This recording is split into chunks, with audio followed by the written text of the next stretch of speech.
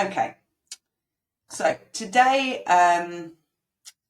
just an overview for anyone who's watching, and this is the first one you've watched. I am Lauren. I am a Peaceful Parent Coach. I train with Dr. Laura Markham, who sort of founded the Peaceful Parenting approach and wrote the books on it, etc.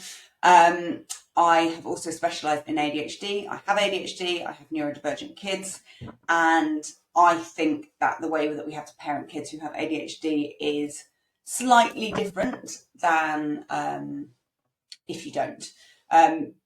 Peaceful parenting, gentle parenting, whatever you want to call it, is absolutely I think the most effective way to raise any child when you have neurodivergent children or when you're neurodivergent yourself. We have to make slight tweaks, and we have to sort of do that plus something else. So that's what I'm all about, really, is making it accessible. And I don't believe there is a one size fits all. So what I'm going to teach you today is the sort of a part of the second section of my Growing Extraordinary Humans program. And it's around, let me just flip to the next slide actually. What I'm going to introduce you to mainly is what we've got here, the leaders section. This is my framework. Some of you will be familiar with. So the framework I use is kind of like a preventative tool. It's adapted from some peaceful parenting frameworks, but it's slightly different. There's a neurodivergent touch to it. I've also given it an acronym so that we can remember it, and the acronym's also to remind us that we want to be leaders. So even though we are gentle parenting, peaceful parenting, and sometimes that can feel like we need to respect our kids, we need to adapt to our kids, but we are still the leaders. We're the compassionate leaders, but we need to, as Dr. Becky calls it, we need to be that sturdy leader. Our kids need that. We don't want to just be their friends. I think there's a lot to be said for being your child's friend, but we are also in charge, and we're also the ones that are responsible, and we need to take sort of confidently fill that leadership role. Otherwise, our kids don't feel safe. And that's even the case if you've got a child who has something like PDA. I know some people in here have kids with PDA, and we need to be even more careful how we take that leadership role, because it's still really important that we're leading our kids, but they're going to resist it if we're too dictatorial in that leadership role. So we always need to adjust these frameworks as we go. But the framework I'm going to teach you today, Leaders, is very specifically sort of, well, not specific. It's very like broad and adaptable to your kids, and all of it will work. But you've got to tweak it to fit your child. I'm also going to touch on something that I had, I keep forgetting to go to my next slides, had a bit of an epiphany the other day around how we have to show up for our kids. We have to be present in order to be there for our kids. And I realised that the times that we sort of do that one-on-one time with our kids, it can sometimes be really, really boring. And if you're a neurodivergent parent yourself, I think sometimes that boredom comes from the fact that we find it really hard to let go of the list. We find it really hard to get off our own hyper-focus, our urgency that we might feel to get through our day. No worries, Vix. And we feel like we need to it's really hard to let go of all of that and let go of the headspace and get present with our kids. And that can feel like a real pull. It can feel really hard. And then when we do that, we sometimes completely lose dopamine. And then it's like, we sort of don't want to be there. It feels really uncomfortable. So what I'm going to talk about today is some ways that we can work with our brains so that we want to be in there. So I'm glad this resonates with you, Lisa. I know some parents in here are neurodivergent and some parents aren't. I think it's going to help everybody, but I'm particularly mindful of the fact that when you are, you find it hard to, that's good. When you're neurodivergent, especially if you're ADHD, we're told that we kind of live in the moment. And I find that quite hard to resonate with, because I feel like I am constantly, my dopamine seeking behaviors mean I'm often out of the moment. Yeah, it can be boring, even if you're neurotypical. I'm glad that there's some neurotypical people in the group saying that it's boring as well. But yes, I think it often we're kind of trying to chase the dopamine, and then we find it really, really hard to enjoy that time with our kids because their interests are different to ours. So I've got a few ideas of how we can sort of address that. But let's kick off with leaders. Actually, no, that's not what I'm going to do first. First, what I'd like you to do in your workbooks, if you've managed to download it, if not, you can just scribble it on a piece of paper, how you would rate your connection with your kids. So do it for each child that you have, because it will be different, and it'll be different at different times. So even if you've done this before, even if you've done this 6 months ago, 3 months ago, it might be different now. My connection with my kids changes probably every day, but the numbers sort of hover around the same sort of 1 or 2. You know, I might be on a 7 or an 8, or an 8 or a 9, or a 5 or a 6. You know, kind of they stay in the same sort of range. But how would you rate your connection with your child? And then think about, and you might even want to ask your kids later, how they would rate their connection with you. Is it the same? Is it different? And it might be a hard conversation to have. You might find that they say, well, you're always on your phone, or you're always working, or you're never here. And we think, well, you know, we really, really try to be with you, and we do so much, but we've also got X, Y, Z to do. And you're right. But actually, it's also really important to listen to what they're saying, because that's their experience. That's how they're experiencing that connection. So your numbers might be very different to your kids, and that's okay. But it's just good to take stock of that. And then what I encourage you to do is, in a couple of weeks, once you've implemented some of these things, or even at the end of this week, like the end of the weekend, for instance, if you manage to implement some of these things that we talk about today, how would you rate your connection then? And how do your kids rate your connection? And that's a really good way of kind of just seeing whether this stuff is working for you. Okay, I'm going to move on. So this is the leaders framework. If you do these things, you will be kind of keeping your child topped up. So we talk about sort of, you need to fill your own cup up first. We talked a lot about that yesterday. You can't parent well if your needs aren't met. Our kids have a massive need for connection with us. It's how they keep safe. It's a survival thing, first and foremost. You know, until, if you've got teenage kids, maybe less so, because they probably could survive without you, although their life chances would be, you know, significantly diminished, because they're not going to make very sensible decisions without your guidance. But, you know, if we're sort of living, if you weren't with your kids right now, and, you know, you were living, I don't know, cavemen times, for instance, if you've got children under the age of about 10, it's going to be really hard for them to survive. They might, but it's, you know, they really need you quite a lot. Your 3-year-old, yeah, definitely might think that they can live on their own. I can assure you they can't, and I know that you know that as well.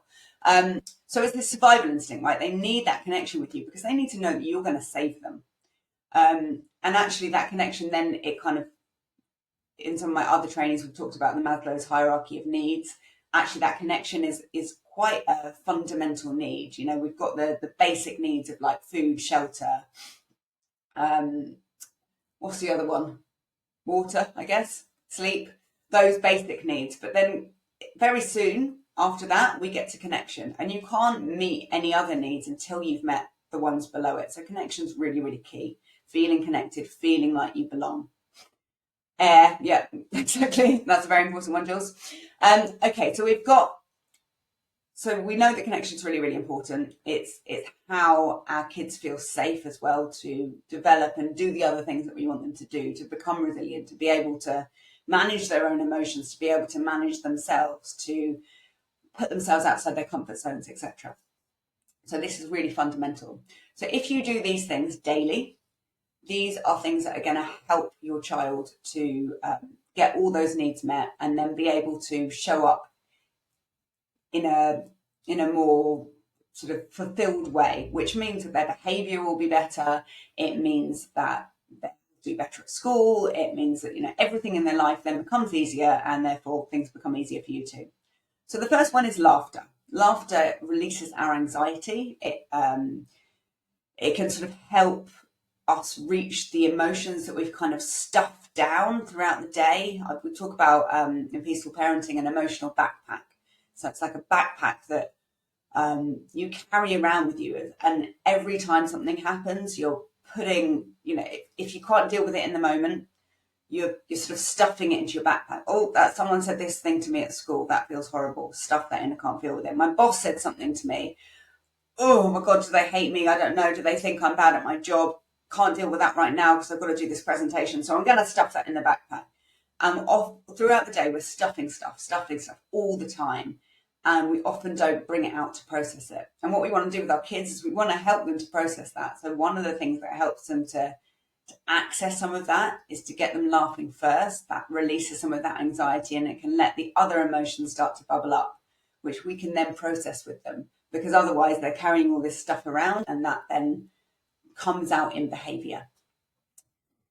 We want to be empathic with them always. So even though we might not agree with what they're saying, even though we might think their demands are completely unreasonable, even though, they're asking for something which is absolutely not okay, or even if they've just done something which you're just like, oh my gosh, I can't believe you've done that. We want to empathize with the feeling beneath that. So the behavior might not be okay. We might need to set limits on the behavior, but the feeling that they've got is something that we need to welcome. That comes on to the next one, and we need to be empathic about. So if they say to you, for instance, if you've got a new child, this is a typical one which kind of hits parents very early in life. If you've got siblings, you've got a new child who's come in to the family, and they're saying to you, I hate my sister.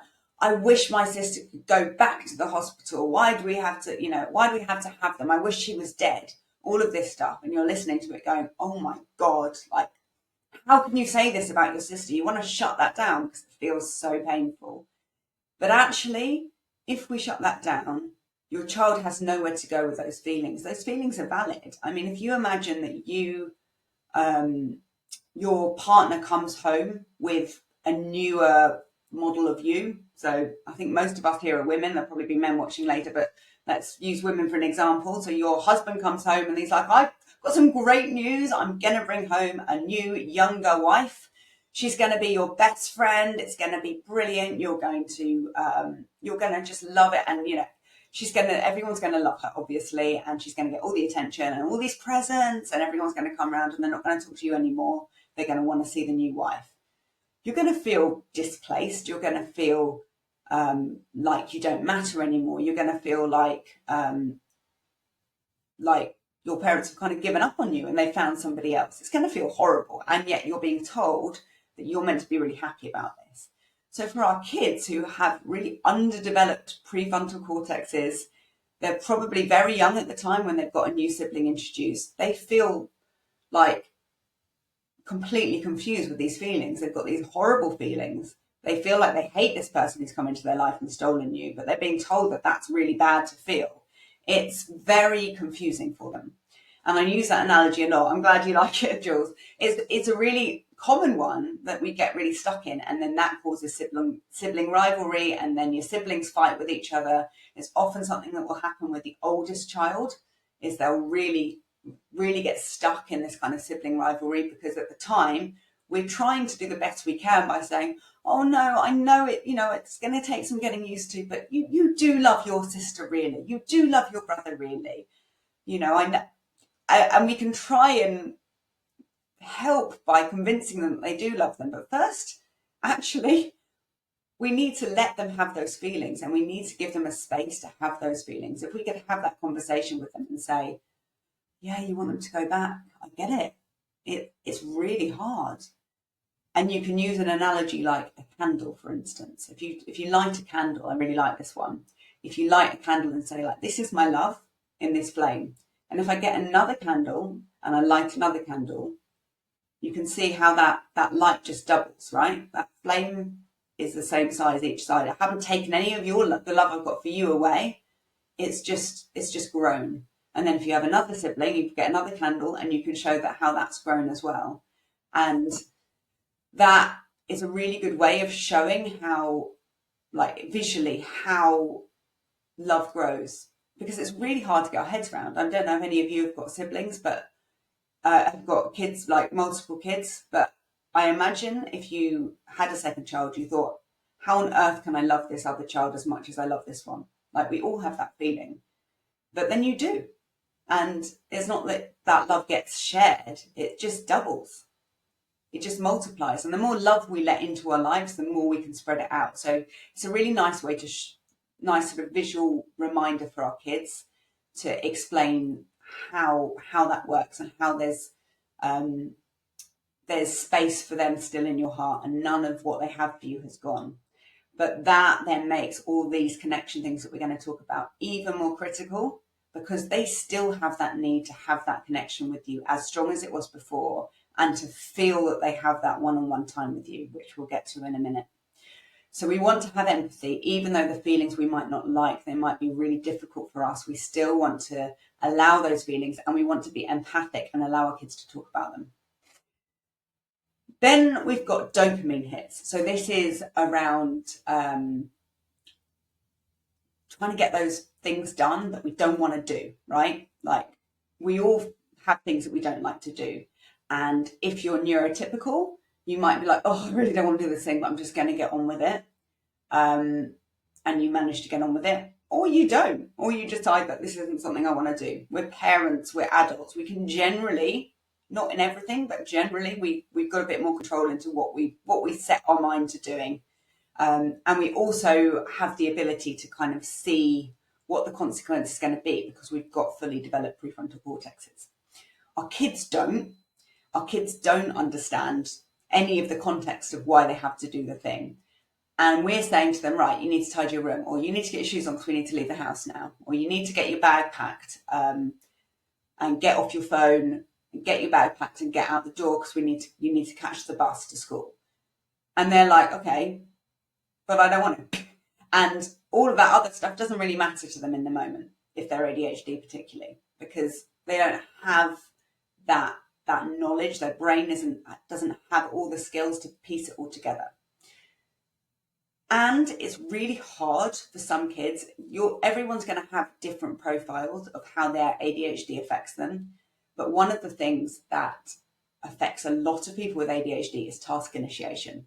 So I'll give you an example of this morning. My 6-year-old is perfectly capable of getting dressed, but she does not have any skills whatsoever in task initiation. So she will lie on the floor, she will scream, she will writhe, she will crawl, she will do anything but get dressed. The only way she can get dressed is if she has that connection with somebody. If somebody's there with her.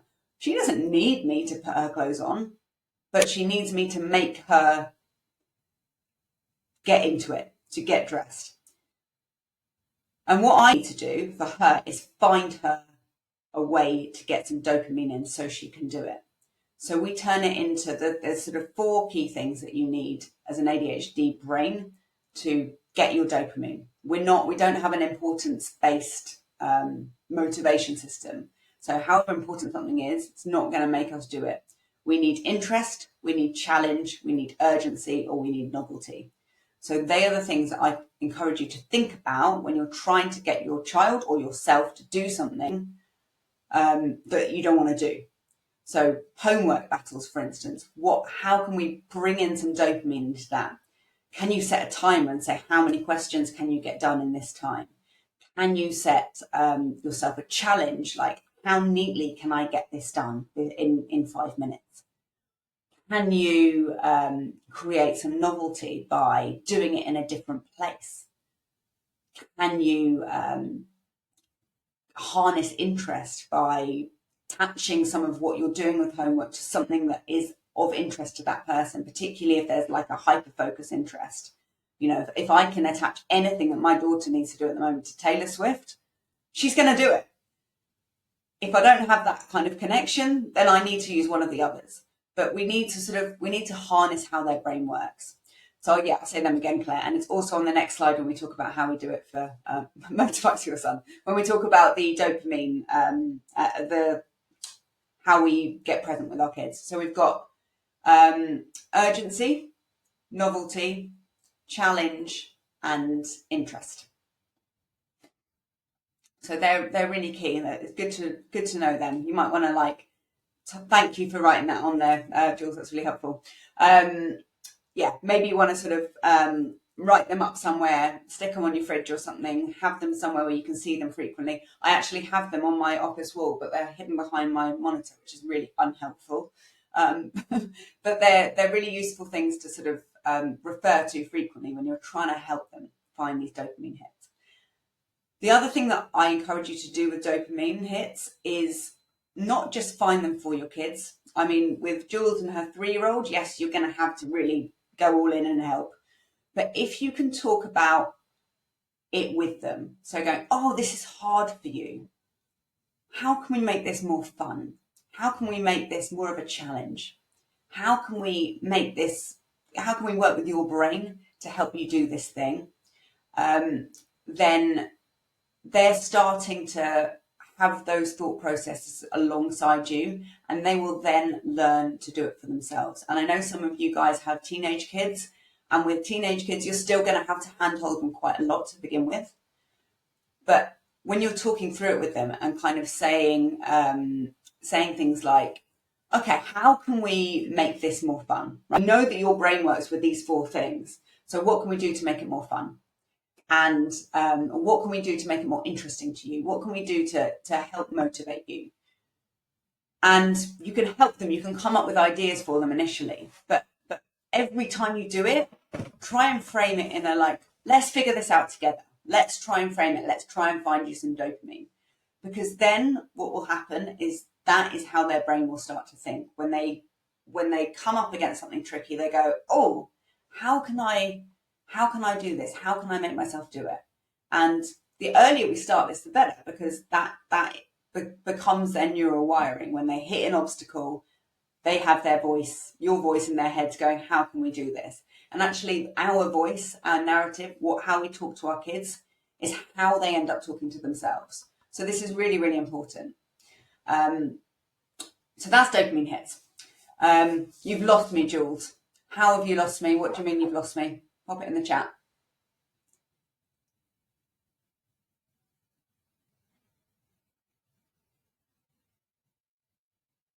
Or unmute yourself if you want. Oh, I think maybe she's just, maybe her internet's gone out.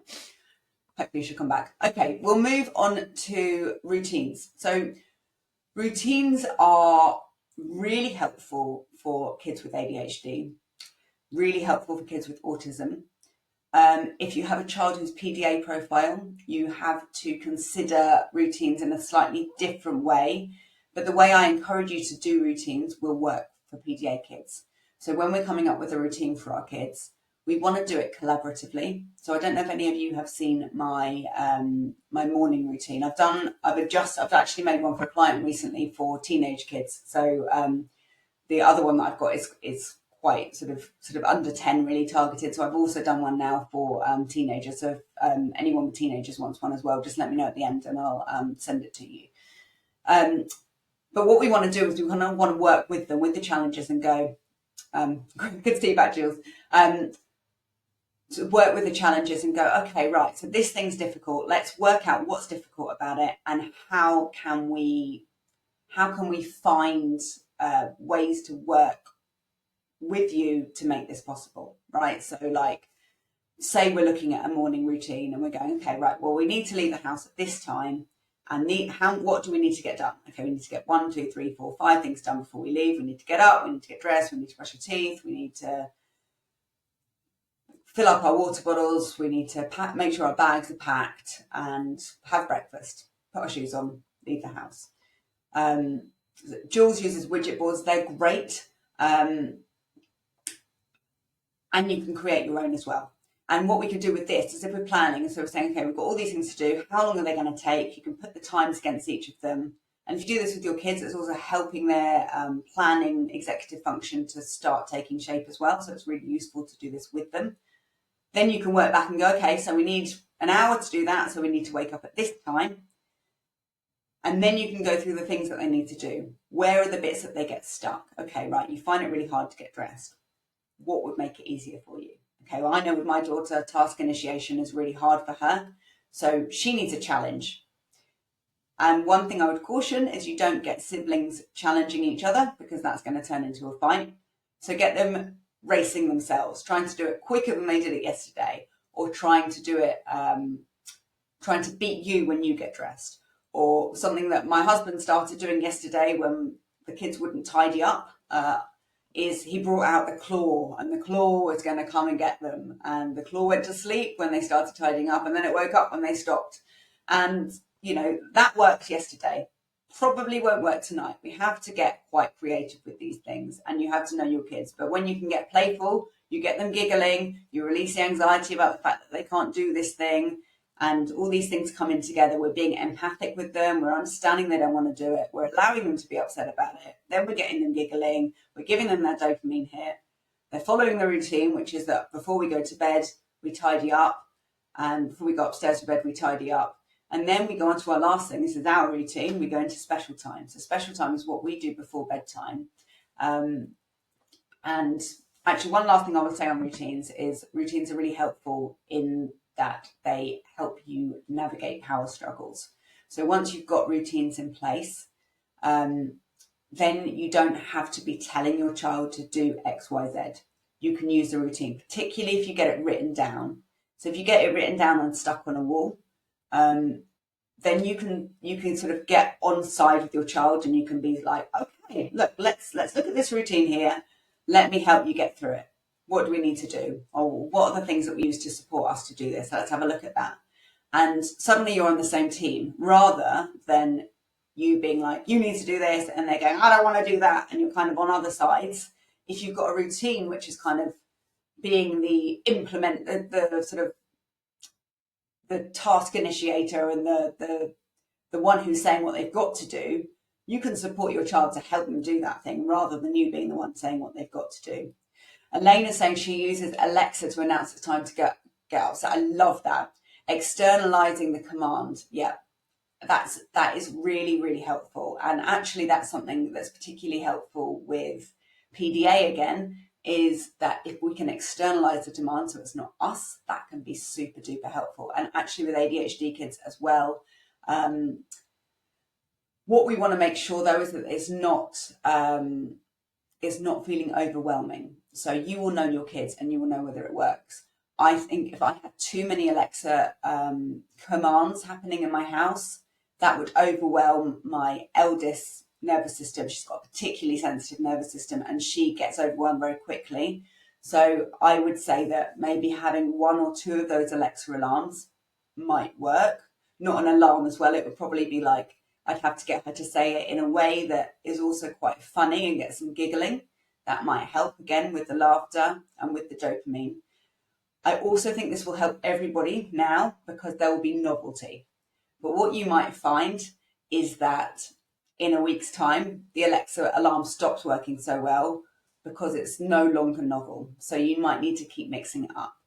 Jules changes into different characters. That's brilliant. Like, we just have to get really creative. And actually, the more we get creative, the more ideas come. So, you know, although this might sound really overwhelming at the moment, you'll find that new ideas come, and they'll be very different depending on the age of your kid. So Jules has got a 3-year-old, and she's doing different characters. She's using different voices. That works brilliantly with 3-year-olds.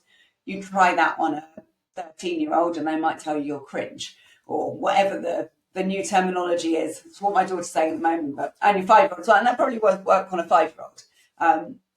But, you know, at some stage, your kids might be like, oh my God, Mum, that's so embarrassing. Or don't do that, you know, like, what are you doing? So you just have to work with your kids, right?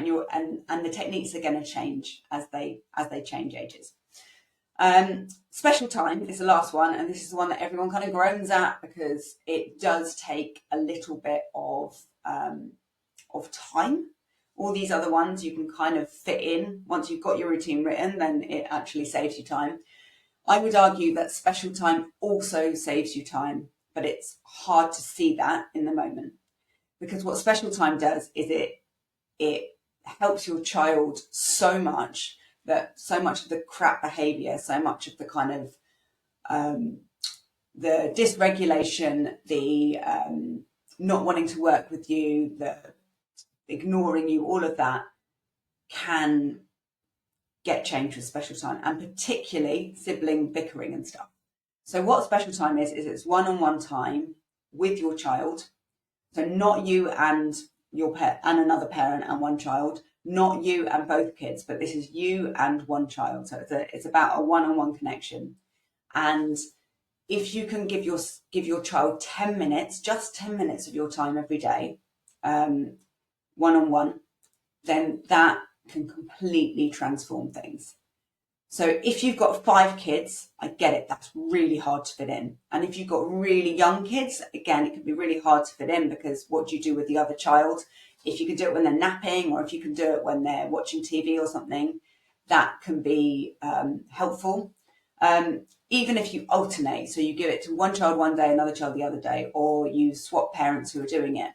And if there's if you're in a sort of 2-parent or 2-carer household, or even if you've got grandparents or whatever living in the house as well, you can. It's really helpful to do it with each of those people. So I'm not saying every day do one with mum, one with dad, one with stepmom, whatever. But if they could do it with one person each day, so that connection is building with both of them, that's really helpful. And it can also save you time because you're not having to do it each day. But what this does is it gives our kids the sense of connection that they crave. And often with our kids, we see that craving of connection in really poor behavior because they're doing anything they can to get our attention. This stops that kind of whinging or the bickering or the picking fights because they're getting that attention from you. And it brings you guys onto the same side. It gets you really connected so that you're working together and feeling good about being together. The other thing that is really helpful is if you put your child in charge. So if you give them 10 minutes and they lead the play, and you basically, your only job is to delight in them, that can be super duper helpful. And that gives them that sense of control as well. They get their autonomy, which is another need they have. Then that can really transform things. So I really encourage you to give it a go. There's lots of special time, and I'm not going to go into all of it today. There is a sort of 10-minute video that I've done on this on my website if you want a bit more information. But yeah, that's what if 10 minutes is not enough with your PDA. I would initially, when you're starting it, I would build in some time for a meltdown when it finishes. I would set a timer, so it's not you saying it's finished, but it's the timer that says it's finished.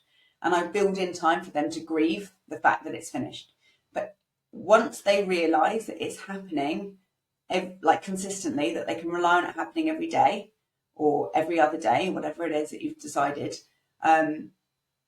they'll stop having those meltdowns because they'll realise that it's, that they can rely on it. And what also happens then is they start to look forward to it. So that's why I put it at bedtime, because it means that we go, right, we're going to get all of this stuff done. We're going to get your teeth brushed. We're going to, like, all this stuff they find hard to do. Pajamas on, blah, blah, blah. All the bits that kids sort of reject and sort of try and not do because they don't want to go to bed. They do suddenly do it because they want to have special time. So that can be quite a good hack as well. And yeah, kids struggle from switching from task to task. It can be really, really hard to stop it. Absolutely. If you've got 2 siblings, and what I do is I'm like, okay, you can carry on playing this while I do it with the other one. And then, I'll come back and do your stories. But what I found with my kids is at first I found it really hard to finish. I might blur the boundaries a bit and be like, okay, we'll just finish this bit. But, they know that once the time has gone off, they've basically had it. So we're gonna softly finish it, but it is finishing. Right, I'm going to go on to the next slide because we are past 10 o'clock. How do we get present and connected with our kids when we struggle to get present and connected? And particularly, I've thought about this from a point of view that you have ADHD yourself, which I know some of you do and some of you don't, but hopefully it'll be helpful to everyone. So I've got the 4 things I talked about before, the 4 motivators for ADHD. So urgency, novelty, interest, or challenge. How can we pull one of those into the things that we're doing with our kids? Now, with special time, we want our kids to be leading it. So have that in the back of your mind, like, okay, I'm finding it hard. My kids are leading this play. How can I bring in one of these things? Is your challenge just to turn everything off, switch your brain off, and just be present? That might be enough to get it working for you. Initially, the novelty of doing it might be enough. Could you guide it so that there's something that interests you as well? Because it's better that you're guiding it slightly, even though we really want it to be child-led. If you can be present and enjoying it, and your child will feel that. Or can you make your interest then? I'm guessing all of you are interested in your child. So can you note their reactions? What are their reactions to this? Urgency is the only thing I would say I would try and avoid, because that takes you out of the present, unless the urgency is kind of, they've created a game and there's urgency within that game.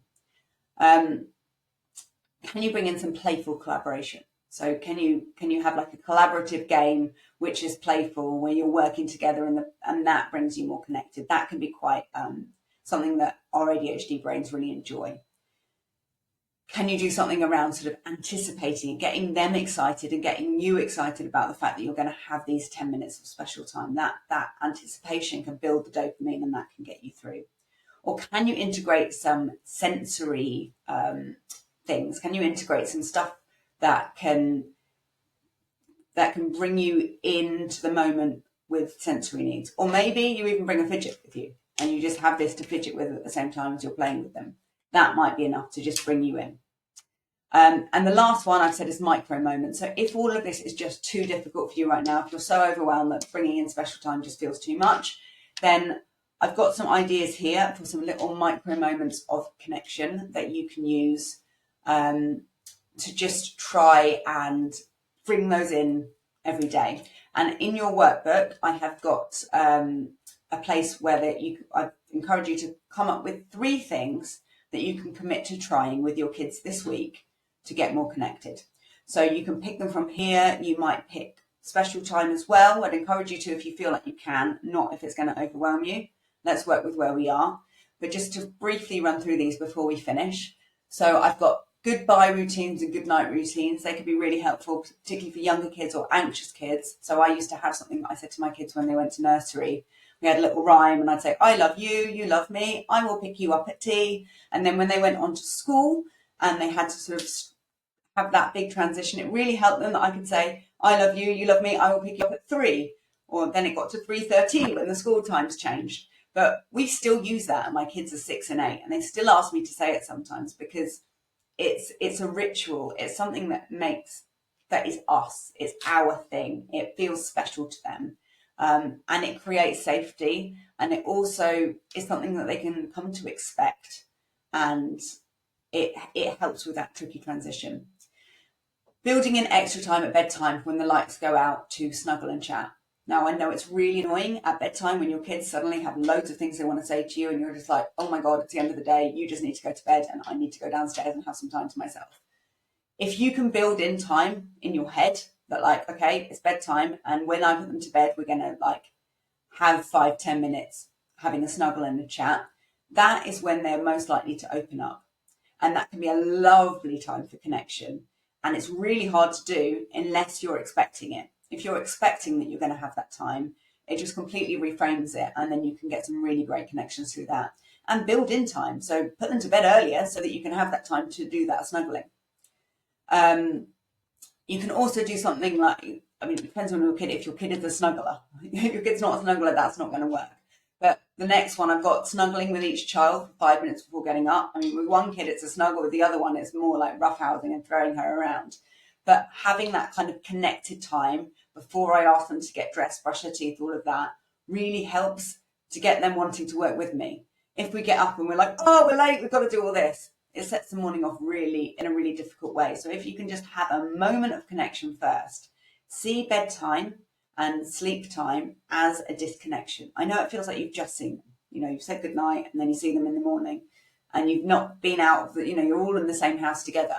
But for them, they've disconnected from you, and you need to sort of try and reconnect after each of the disconnections. So if you mindfully try and do that when you first see them in the morning, that can really help set that relationship off on the right foot from the beginning. Try and switch off from your work or phone distractions when you're with the kids as much as possible. I know it's not always possible, and I'm terrible for this. I did buy myself, I bought my husband a phone prison for Christmas, so we've got that on the island now, and whenever we sort of go and sit down and have dinner, it goes in there. My plan, which I haven't dared to start yet, is to actually, when I pick the kids up from school, I then put my phone in phone prison and it's there until they go to bed. Haven't quite implemented that yet. It feels too much, but I'm going to do it. But that's particularly important after separation. So if you've got a child you're still picking up from school, for instance, don't have your phone out when you're picking them up. Like, at least put that in your pocket and be like, okay, like when I see you coming out of the school gates, my focus is on you. I'm ready with a big smile. Like, I'm not chatting to another parent. In this moment, I'm there for you. It doesn't need to be long. These moments can be like 3 seconds, but they make so much difference to our kids. Try and aim for at least 12 hugs a day, and especially having that kind of hug after separation. If your kid's not a hugger, then, a squeeze of the hand or a ruffle of the hair or, a squeeze of the shoulder, anything that just has that kind of physical connection that they will accept. If you have a child who does not like that, then obviously don't do it, but it can really, really help. Write in the chat, Vix, what the high five challenge is. I want to hear about it. And Lisa, I think you're co-sleeping with your PDA. Yeah, me too. So that's probably less important, but still, when you wake up, you've both been asleep, so you've had that separation. So a little snuggle before you get out of bed can still be really helpful. Okay, the Golden Book. So this is an idea that actually came from another coach that I used to work with. She suggested that we had a book and we wrote 3 things each day in that book that we appreciated about our child. So this is about noticing what they're doing well. And this is really important for an ADHD child because they get like 10,000 more negative comments by the time they're 10. And that's probably mainly from school age. So between the ages of 5 and 10, they're getting 10,000 more negative comments than their neurotypical peers. Their self-esteem is much more challenged than a neurotypical child. So if we can pick out 3 things that we've seen them doing well, that we've noticed and appreciated about them, and write it in a book. And if you've got young kids, you can give it to them at bedtime and read it to them. If you've got older kids, you might just want to like pop it on their bed or leave it somewhere for them to find it. They may pretend they don't look at it, but I can assure you they will. That can be a really nice way to help build that self-esteem. And again, this is something that you might want to do for a few months.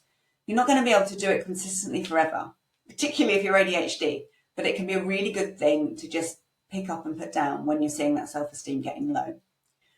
Try and focus on being the cheerleader instead of the controller. So you're cheerleading them on and doing whatever they're doing rather than telling them what to do. Can be a nice reframe for us. Slipping love notes into the packed lunch or into their pocket so they can find them unexpectedly, or sending them little text messages which have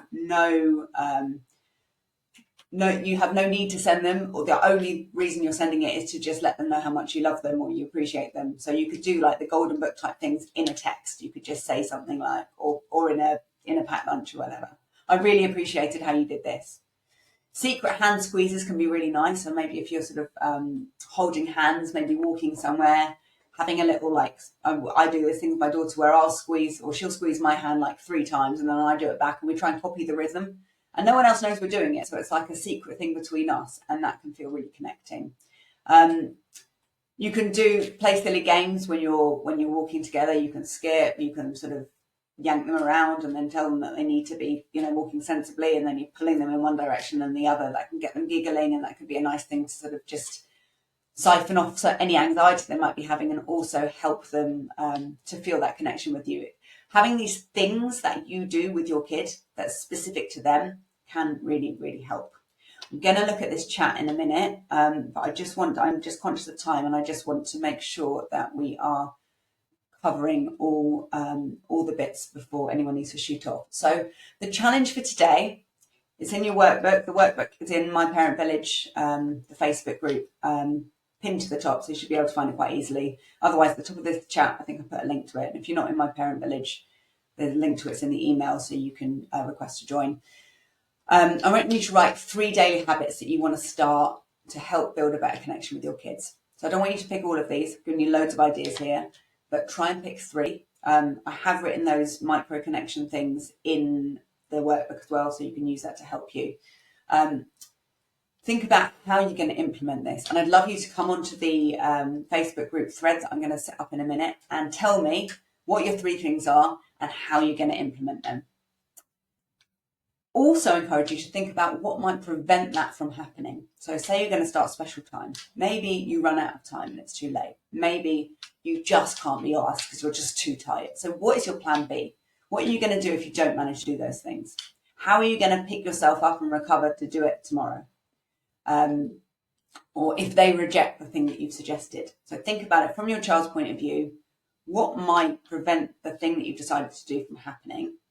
And then what is your plan B? So maybe if you pick something big like special time, maybe you can have a plan B like, okay, well then I'm going to slip a love note into the packed lunch, or I'm going to send a text message tomorrow. I'm going to use that instead because I didn't manage to do the special time.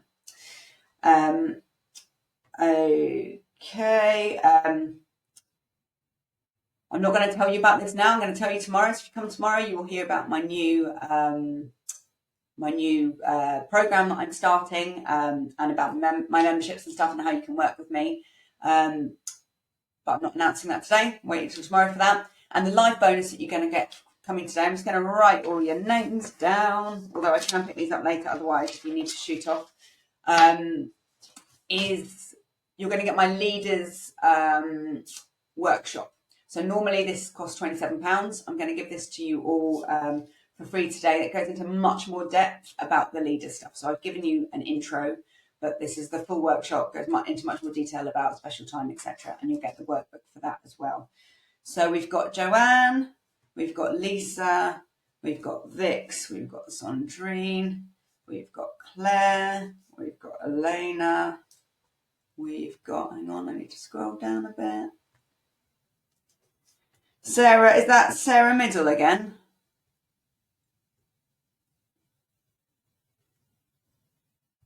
I don't know, I've got a couple of Sarahs joined up. Yeah, cool. Awesome. Right, I've got you all then. If anyone needs to shoot off, feel free. I'm just going to look back over the chat because I know that Vix has written lots of things and I just want to check that I've covered everything off. So Vix has suggested give them something to do, like we will do this and then you could have 5 minutes doing something. Yeah, that's brilliant. And I use that in the morning routine quite a lot. So once we've done everything, if you're ready before we go, then you can, don't be sorry at all, you're engaging, it's brilliant. I can see you're after a prize Vix. You said you weren't going to engage today as well, and you'd be bad. I'm sorry for your boss or whoever you work for, if it's yourself, I'm sorry for your business. But yes, that can really help. As my eldest doesn't do cuddles, yes, okay, fine, yeah. So, sorry, I'm back on it now. I'm in the wrong place in the chat.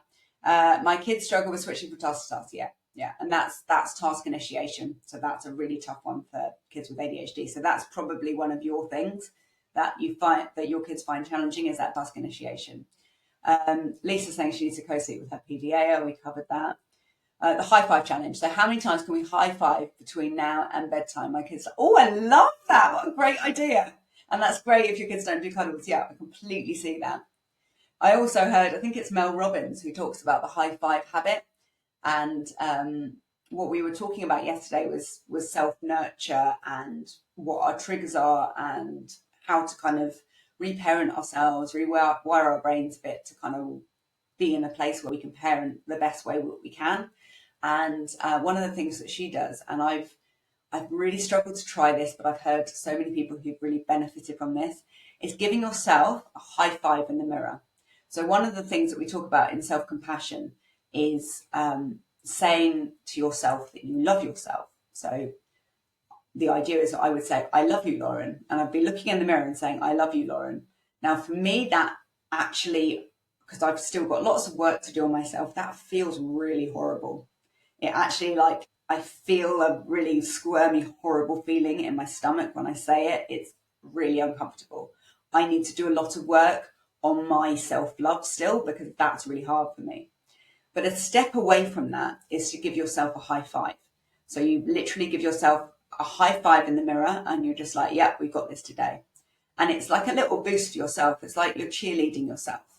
And I keep meaning to try it, but it feels so, in my head, I'm going, well, that's just too cringy. It's too like stupid, but it's not. The neuroscience behind it is really sound and it can really, really work. But we've got to find stuff that works with us, right? And one thing I would say was with all of these things, although they feel super uncomfortable, the more we do it, the more our brain starts to accept it. And it's a bit like what we were talking about yesterday when I was encouraging you to say out loud. I can't remember what the exercise was now, but I was encouraging you to say out loud. I think it was like about being appreciated and accepted for who you are as a child. So like you are like perfectly lovable just as you were, or something like that. Saying that out loud, even if we don't believe it, our brain processes it because they've heard it in an auditory way as well as that sort of thinking cognitive way. So the more ways that we can get our brains to hear things, even though we might not cognitively believe it, our brain is hearing it and that messaging is coming in. So it processes still in your brain in a different way if it hears it, even if you don't believe it at the time. So repetition with these things can be super duper helpful.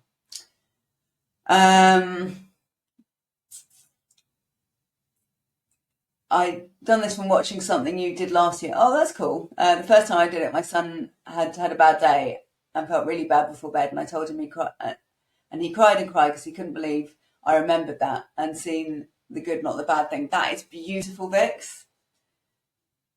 Yeah, he cried and cried because it made him feel so happy, and also probably those tears were him processing some of the fact that he didn't feel like you got it before. And he was able to cry with you and sort of process some of that past hurt as he realized that you did get it and you did get him and that you'd seen the good. So he was able to grieve with you what he felt before. And that is so powerful. And most of the parents I work with have kids who can no longer cry because we shut down tears so early in life, particularly if we're neurodivergent, because we are noticing what everyone thinks of us. And we're like, okay, these emotions aren't safe. I'm too much, blah, blah, blah. And we shut it down. So if your child can cry with you like that, I encourage you to just let it happen as often as you can. That's brilliant. You're in a fantastic position. And it's a testament to your parenting, obviously, that he was able to do that. We have sheep and emus sometimes all planned to go out the window, so I struggle with that. Yeah. I've seen some of your videos actually. Yeah. So that's why I'm saying, what's your plan B? What can prevent it? Okay, the sheep escape, the emus escape. I don't know much about emus. I don't know if they escape, but like if that stuff happens, like what other things can you bring in? Like your high five habit is awesome. Like, are the kids helping you to get the sheep and the emus in? I mean, that's a brilliant connection moment. If the kids that you're having to leave them and you go and do it, like you can come back and you can tell them about it and have a snuggle and a talk about like, oh, I wanted to do this with you, but then this happened. And it was so funny because we were running after them, and you can make that a moment. And also don't be scared to shift up the routine sometimes. Like if something like that happens and you can involve your kids in the fixing of it, that can be a brilliant connective moment too. And it's something that's really unique to you guys. Most people don't have sheep and emus. So, that's something that makes you guys who you are and gives them that sense of belonging. I can't see today's workbook in the Facebook group. There's a post that mentions it, but the only link is to did the workbook not go in? Maybe it did. You get it, Claire? No. Okay. I will upload it now so that you can use it later. I tried to upload it last night, but it was about midnight, so I thought it had gone in and it hasn't. So I'm very sorry about that. But what you'll find when you get the workbook is it does have the micro moments thing in, so you can print that out and keep it. And also you can sort of keep your resolution things that you make. It made him feel amazing because it wasn't just focusing on the bad. Exactly. And kids have the bad all the time. We always focus on the bad because that's our negativity bias again. We notice that rather than the positive. It's what keeps us safe, because we're basically wired to survive, right? So like we notice the negative and we can improve the negative, then we are going to have better chances of survival. But actually for our mental health, that's not very positive. So we need to try and notice the positive, and that can help our kids then notice the positive in themselves as well. They make stories up saying, imagine if, and yeah, great. No worries at all, Claire. I'm going to leave you all now because it's 10:30 and I've gone on way longer. I was hoping to keep this one to like half an hour, but I'm always fail miserably. I over deliver or talk too much. But anyway, yes, I hope you found that helpful. Tomorrow we are going to look at space. I'm going to talk about how we set limits with empathy. I'm going to talk about how we can utilize emotion coaching to help our kids to sort of work things out for themselves and develop a really strong moral compass. And again, like the earlier we can work with this, the better, because we can help our kids to as they go into their teenage years, they're sort of already working some of this out. But it's never too late to start.